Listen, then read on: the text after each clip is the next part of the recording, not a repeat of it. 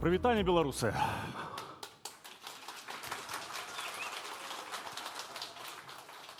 А ведаеце, апошнія дні вельмі цяжка было засяродзіцца на працы, розныя думкі, разважанні пра тое, ну а што яшчэ такога важнага, вартага трэба сказаць сёння такім розным беларусам.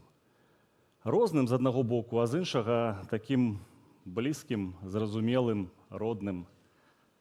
Ну, сапраўды блізкім, таму што мы аб'яднаныя з вамі адной мэтай, адной марай, аднымі намерамі.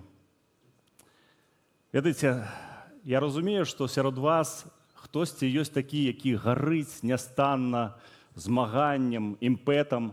Хтосьці, мажліва, прызнаецца ціха на кухні, што мае пэўны крызіс надзеі.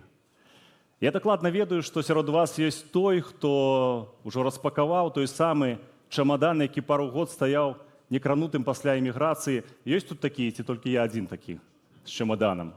Я бачу вас. Дзякуй за шчырасць. Ну, асабліва, насамрэч, я думаў пра тое, а што сказаць тым беларусам, якія нас глядзяць зараз праз VPN з Гародні, Берасця, Магілёва, Гомеля, Менскай Залатой Горкі і чамусьці я перакананы з Серабранкі. Ведаеце, па-першае, я хочу сказаць, што я сапраўды веру ў тое, што мы з вамі робім. Я веру ў сілу, імпэт, ідэі кожнага з вас, у сваю і вашу моц. Я дакладна ведаю, што менавіта цяпер увесь свет назірае за намі з вамі, назірае за беларусам. А ці, можа, ўжо здаўся беларус? Ці ўсё ж такі не змірыўся? А ці хопіць у нас характара рабіць усё ад сябе магчымае? І сёння мы якраз і сабраліся тут з вамі, каб прадэманстраваць сабе найперш, але і ўсяму свету, што мы з вамі не скораныя. Мы з вамі не здаліся. Мы ведаем, куды мы ідзем і навошта мы гэта робім. Я перакананы, што мы годныя лепшага.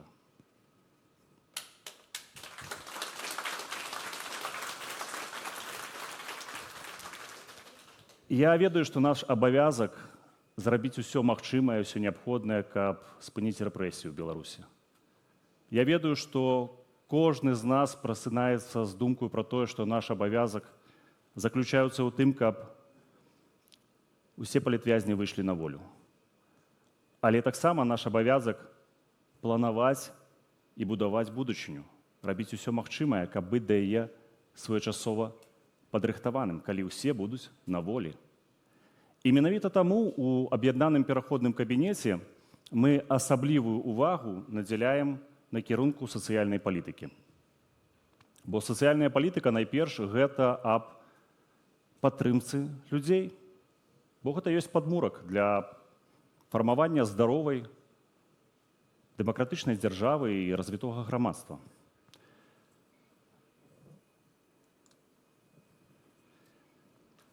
Але сацыяльная палітыка гэта не толькі пра тэрміновую дапамогу. Гэта найперш і пра роўны доступ да базавых правоў і магчымасцяў. Сёння ў Беларусі, на жаль, гэта не так.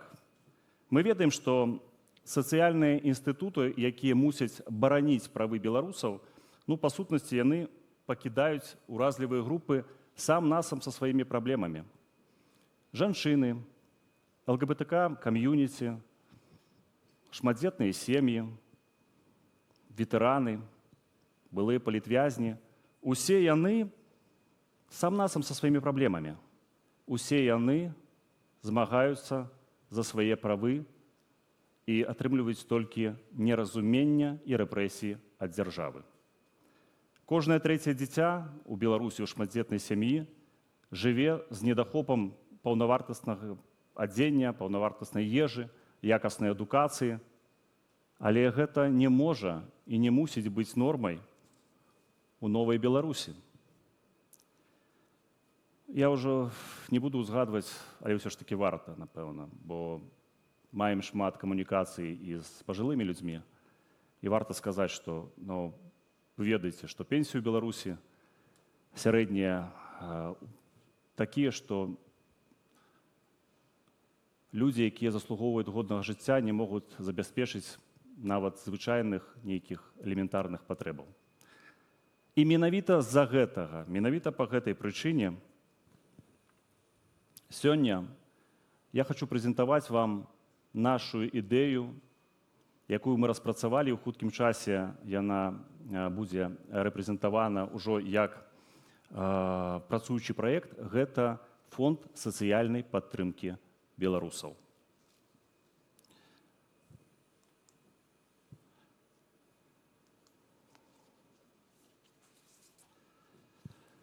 Фонд сацыяльнай падтрымкі беларусаў, ён створаны менавіта для дасягнення гэтай мэты. Мы плануем запуск фонда для таго, каб стварыць устойлівую сістэму дапамогі для тых, хто мае яе патрэбу ўжо сёння.